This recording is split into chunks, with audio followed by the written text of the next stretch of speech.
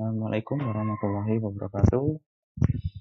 Pada pertemuan pertama terkait materi transformasi digital, di sini saya akan menjelaskan tentang pengenalan pengenalan istilah transformasi digital itu apa, ya beserta contoh-contohnya. Jadi outline pada presentasi kali ini yang pertama yaitu pengertian dari digital transformation itu apa sih sebenarnya, pengertian yang benar itu seperti apa. Kemudian seberapa penting kita mempelajari digital transformation. Jadi digital transformation disingkat DT atau DX ya kalau di istilah-istilah yang sering digunakan. Kemudian skill-skill apa saja yang harus kita punyai di masa depan untuk menghadapi tantangan yang sangat digital ini ya, karena kedepannya itu nanti semuanya akan serba digital. Nah, skill-skill apa saja yang harus kita persiapkan.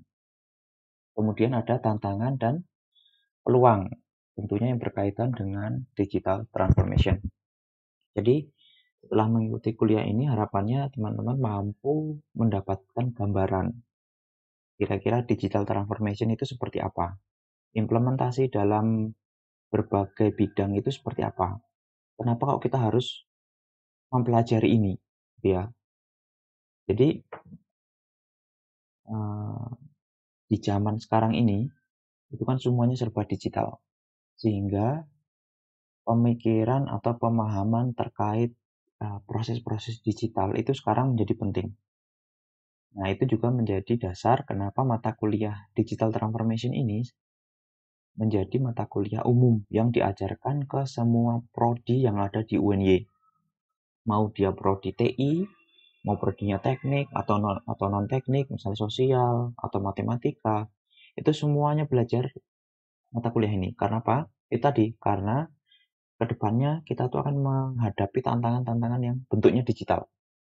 Jadi harapannya dengan mengikuti kuliah dengan mata kuliah transformasi digital ini, itu teman-teman dapat membekali ya pemahaman-pemahaman tentang ya digital tadi itulah. Jadi tidak dapat melengkapi keilmuan masing-masing bidang seperti itu ya. Oke, kenapa mengubah ke dalam bentuk digital itu menjadi sesuatu yang penting sekarang ini? Ini bisa kita lihat statement-statement dari beberapa stakeholder yang berkepentingan di bidang itu. Yang pertama ada McKinsey Quarterly, ini salah satu majalah kalau tidak salah bidang ekonomi yang sangat populer ya.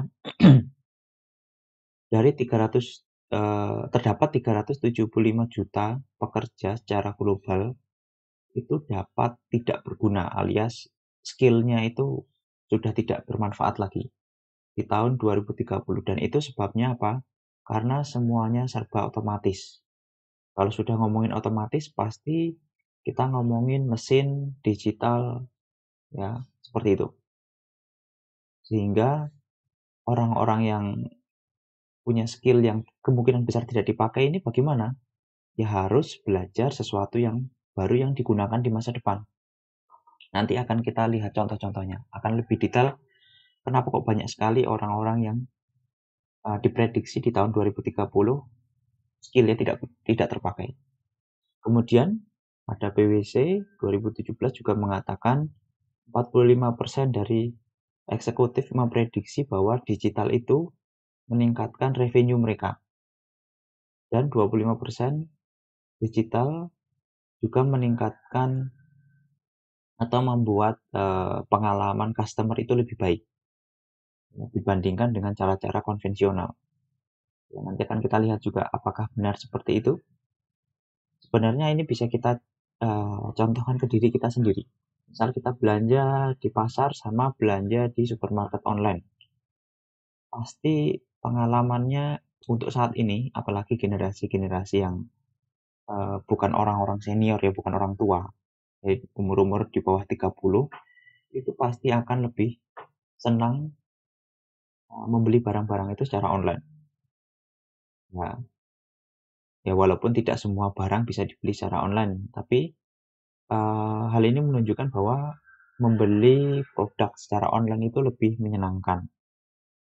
Tapi sepertinya hal ini belum berlaku kepada orang-orang yang usianya lanjut gitu ya, misalnya orang-orang tua di umur 50, 60, mereka sepertinya masih lebih suka namanya belanja atau beli barang itu di pemikiran mereka itu taunya ya offline atau ke toko gitu ya.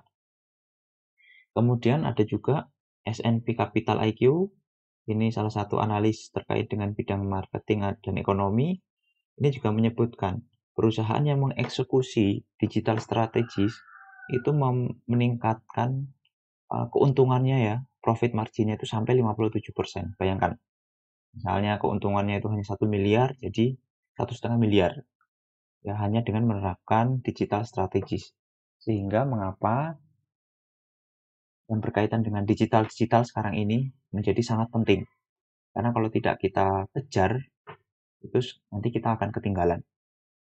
Nah, sekarang apa sih sebenarnya istilah digital transformation itu? Jadi, digital transformation itu adalah integrasi. Jadi, mengintegrasikan teknologi digital ke dalam semua area ya, baik bidang bisnis, kalau yang bidangnya bisnis, atau kalau misalnya kita di bidang kita misalnya bidang kependidikan, ya memasukkan semua digital teknologi dalam bidang kependidikan, ya, yang menghasilkan perubahan yang sangat fundamental. Jadi, tidak serta-merta kita hanya memasukkan misalnya bikin website, itu banyak, itu bukan namanya belum digital transformation. Misalnya mengajar yang biasanya yang biasanya offline jadi online, itu belum digital transformation. Itu hanya salah satu bagian kecil dari digital transformation. Karena ada bagian, di istilahnya ada bagian yang lebih penting lagi, resulting in fundamental change. Jadi mempengaruhi atau mengubah dasar ya, bagaimana bisnis itu bekerja dan uh, bagaimana value itu tersampaikan ke customer. Jadi tidak serta-merta hanya misalnya kita bikin website, itu sudah digital transformation, tidak. Nah, disertai dengan bikin website itu pasti ada operasi dasar ya dari sebuah perusahaan misalnya, itu yang berubah. Sehingga kalau kita ngomongin digital transformation, itu tidak hanya mengaplikasikan digital teknologinya saja. Ada faktor-faktor lain yang mendukung sehingga terciptanya digital transformation yang utuh. Seperti itu. Nah, ini sedikit fakta-fakta menarik yang mungkin teman-teman itu mungkin tidak tahu atau belum tahu. Kita sama-sama tahu ada Uber, dulu di Indonesia ada Uber, tapi sekarang sudah merger dengan Grab, ya. Kalau di Indonesia, tapi kalau di luar masih ini ada di Amerika dan sebagainya itu ada Uber. Uber itu salah satu perusahaan taksi terbesar, ya, tapi tidak punya mobil. Bayangkan, perusahaan taksi terbesar tapi tidak punya mobil. Amazon itu perusahaan retailer terbesar, jualan gitu ya, tapi dimulai tidak punya gudang. Bayangkan orang jualan tapi nggak punya semacam tempat penyimpanan. Dan yang lebih aneh lagi, transaksi digital atau transaksi pembayaran secara digital menggunakan mobile itu tidak terjadi di bank. Tapi transaksi terbesarnya itu ada di orang jualan kopi, perusahaan jualan kopi, Starbucks. Nah, dari 3 contoh itu sih kita pasti sudah merasakan keanehan. Kemudian juga ada Facebook, ya, itu media terbesar yang ada di dunia, tapi apa? Tidak punya konten sama sekali. Mereka tidak perlu mikirin isi kontennya apa. Karena kenapa? Kita yang mengisi. Kemudian ada lagi Airbnb, ini kalau teman-teman tahu, ini adalah hotel, apa namanya, layanan persewaan ruangan untuk misalnya untuk tinggal, untuk tidur gitu ya. Tapi mereka tidak punya ruangan. Bahkan tidak punya gedung, tidak punya ruangan. Sungguh aneh ya hal-hal semacam ini. Tapi ini sudah menjadi kelaziman di saat sekarang ini. Jadi siapa yang bisa berpikir kreatif, siapa yang bisa berpikir inovatif, bisa menciptakan hal-hal semacam ini. Dan masih banyak sekali contoh perusahaan-perusahaan lainnya yang mereka sangat besar di bidang itu, tapi mereka tidak punya aset-aset yang bergerak di bidang itu. Nanti suatu saat kita juga mungkin bisa ya punya kampus tapi tidak ada kelas fisik. Ya, suatu saat bisa jadi. Ya, seperti ini kita sudah mulai berusaha melakukan pembelajaran jarak jauh semacam ini kan tidak ada kelas fisik. Nah, siapa tahu 10-20 tahun kemudian benar-benar tidak ada universitas yang punya ruang kelas secara misalnya gedung gitu ya, tidak punya. Nah, ini sungguh menarik, makanya kenapa kita perlu belajar digital transformation. Ini ada 2 contoh lagi yang menarik. YouTube waktu dibeli, oh ya ini sejarah dulu. YouTube itu dulu bukan punya Google ya. Kalau sekarang kan kita tahunya YouTube itu punya Google. Tapi dulu itu YouTube bukan punya Google. YouTube itu dibuat sama seseorang lah ya. Kemudian karyawannya waktu itu hanya 65 orang. Waktu mereka masih belum bergabung dengan Google. Waktu saat 65 karyawan itu menjalankan YouTube dan Google melihat ini suatu peluang, akhirnya dibelilah di YouTube itu, kemudian dijadikan ke dalam salah satu bisnisnya Google.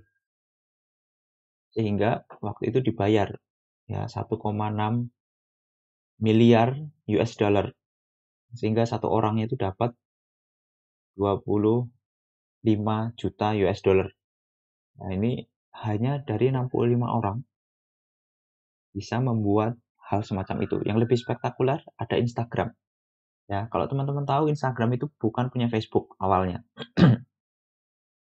Dia dibeli Facebook itu sekitar tahun berapa ya? 2015 atau 16, saya nggak tahu ya. Mungkin ini bisa di cross check lagi. Tapi hal yang menarik adalah waktu dibeli Facebook itu karyawannya hanya 13 orang. Dari kita kalau dikumpulkan itu kurang 3 orang lagi. Hanya 13 orang dan dibayar 1 miliar US dollar. Sehingga satu orang karyawannya itu mendapatkan 77 juta US dollar. Ya, sungguh amazing sekali. Padahal kita tahu ya Instagram itu hanya tempat posting ya ini ya tempat posting gambar, video. Dan bisa jadi semua orang itu punya pemikiran yang mirip dengan itu.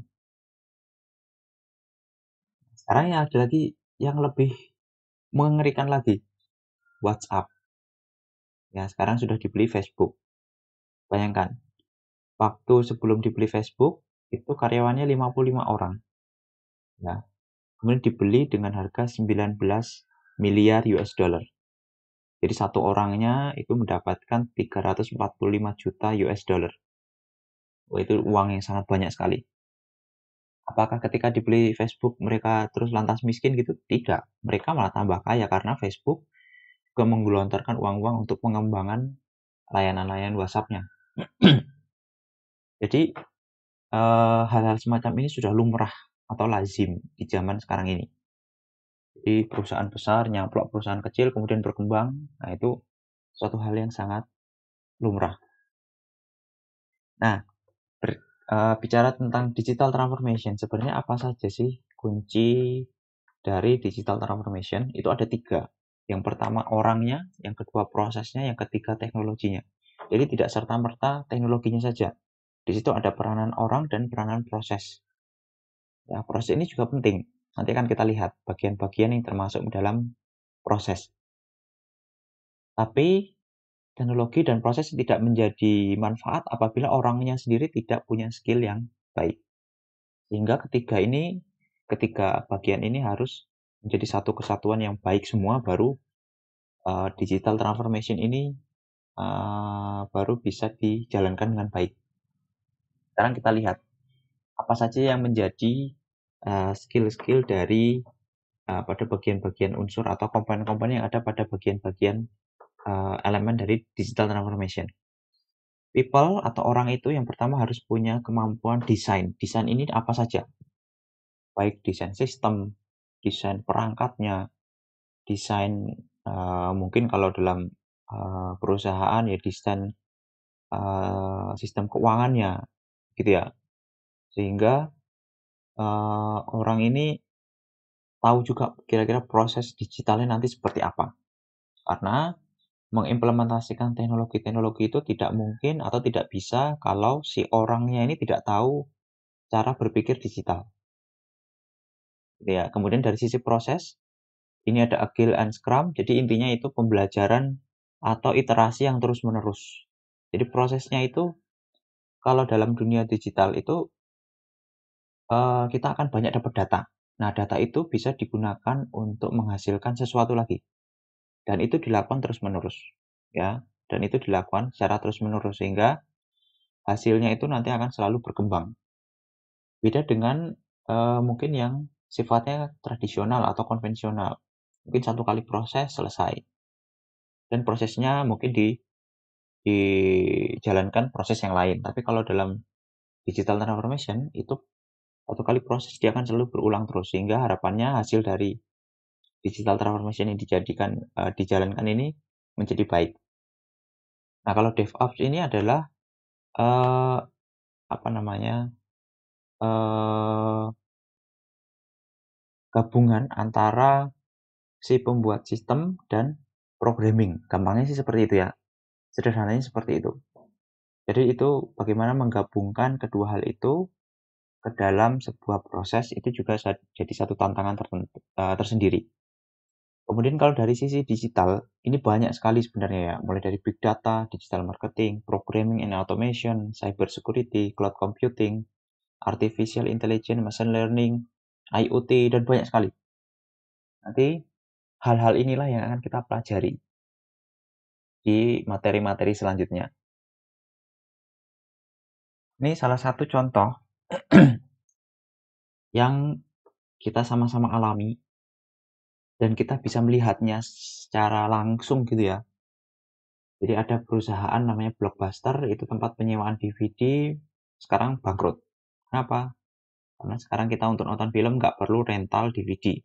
Kita tinggal nyalakan TV, nyalakan laptop, nyalakan HP, kita langsung bisa nonton film. Dan itu layanan itu diberikan contohnya sama Netflix, ya kan? Ada lagi Radio Shack, ini bangkrut karena eh, gagal merekognisi atau mengenali kebutuhan konsumen ya untuk online produk dan pembayaran. Nah, di sisi lain Amazon ya yang jualan, yang punya platform jualan tapi tidak punya barang, mereka sekarang booming. Orang-orang berbelanja semuanya ke Amazon.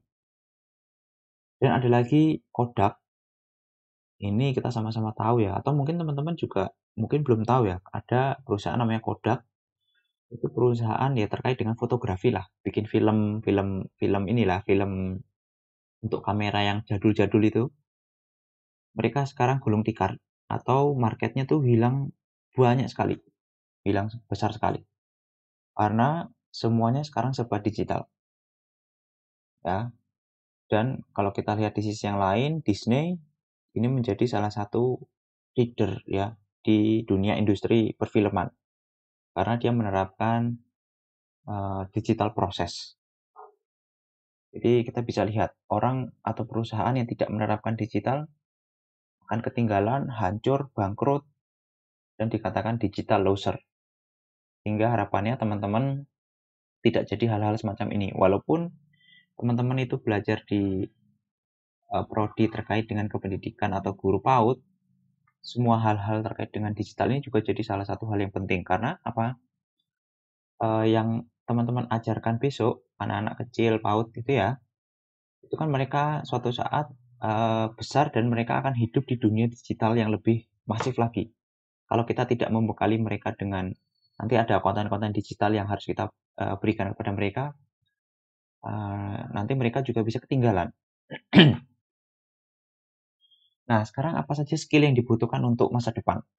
Yang pertama itu coding, coding, coding, dan coding. Jadi kalau teman-teman lihat rekrutmen pekerja sekarang kebanyakan adalah coding. Ya, coding. Karena dasarnya memang semua itu adalah coding. Dengan coding atau dengan pemikiran digital kita bisa mengimplementasikan sebuah sistem yang kita rancang. Ya, karena kalau ngomongin digital itu pasti ngomongin dengan komputer, ngomongin dengan program, ngomongin dengan mobile application atau Android atau iPhone, tidak bisa lepas dari itu. Jadi memang skill utama yang banyak dibutuhkan untuk saat ini adalah coding. Ya, dan tentu ada yang lainnya, data science, software development, AI arsitek, AI itu artificial intelligence dan lain-lain.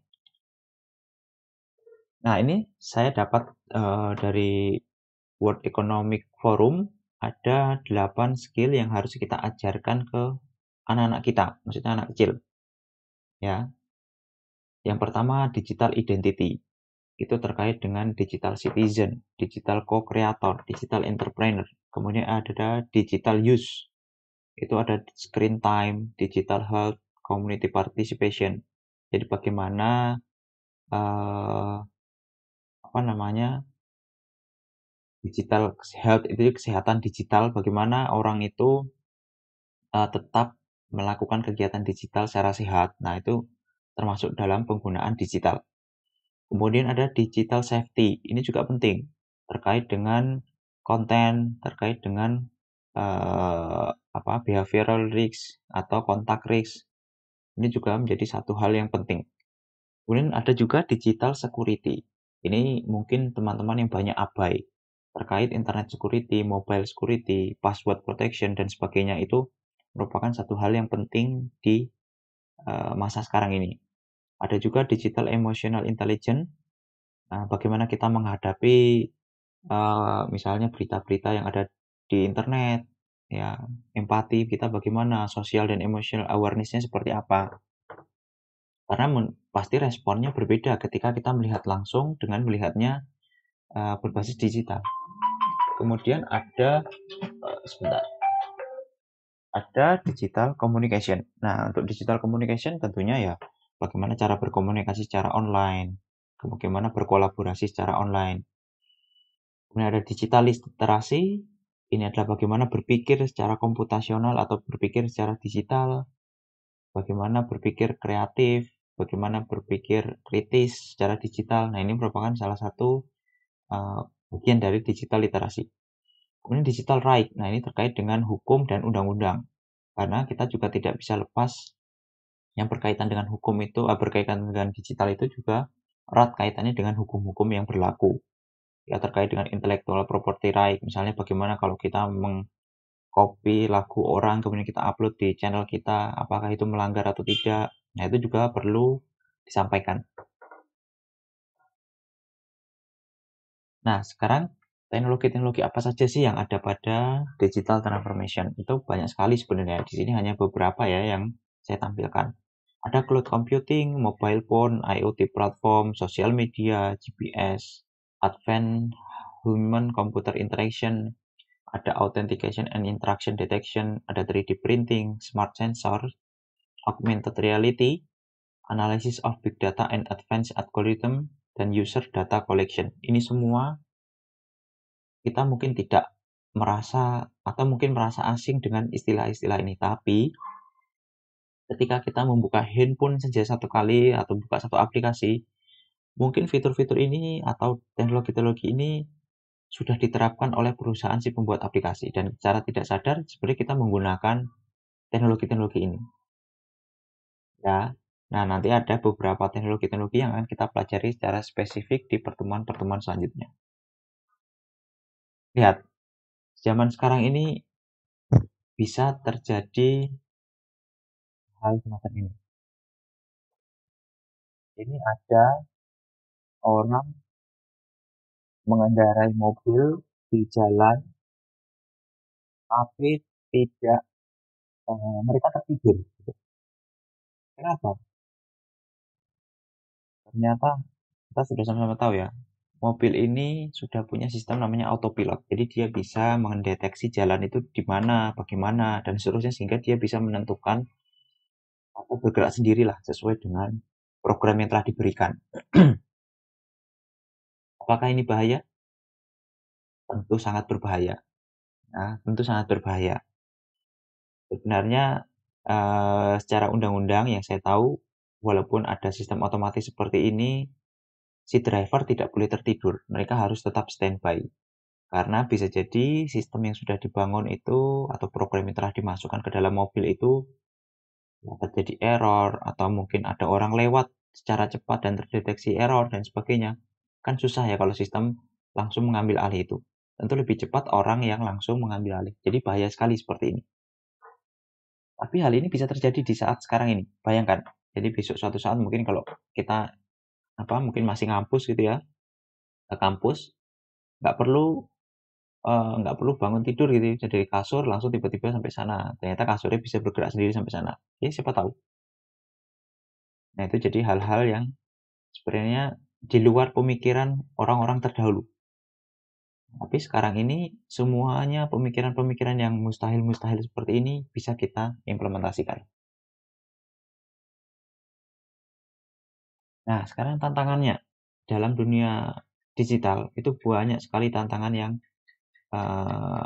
atau kesempatan yang bisa kita gunakan dalam dunia produksi, manufaktur, ekonomi, energi, makanan, education yang teman-teman dalam banyak belajar di bidang ini, itu kalau bisa mulai dari sekarang cobalah terapkan transformasi-transformasi digital dalam kegiatan pembelajaran teman-teman.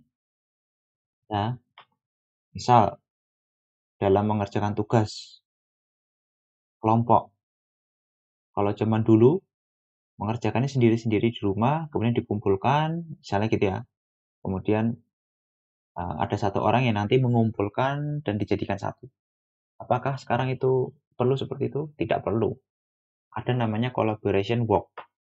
Google Docs itu sudah bisa kita akses bareng-bareng, kita ngetik di situ semuanya bersepuluh gitu ya, bisa.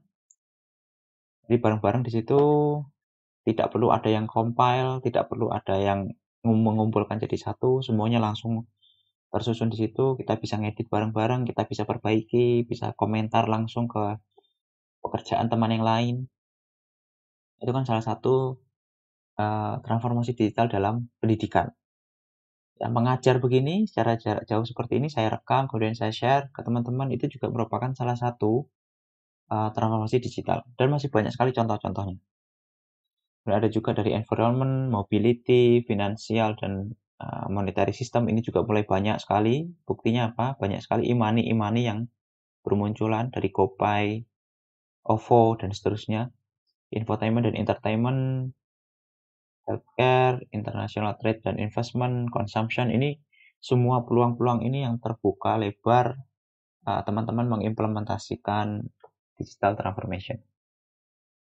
Sekarang pertanyaannya, apakah teman-teman nanti juga mungkin dapat pasangan dari online? Bisa jadi. Ya, saya akhiri. Assalamualaikum warahmatullahi wabarakatuh.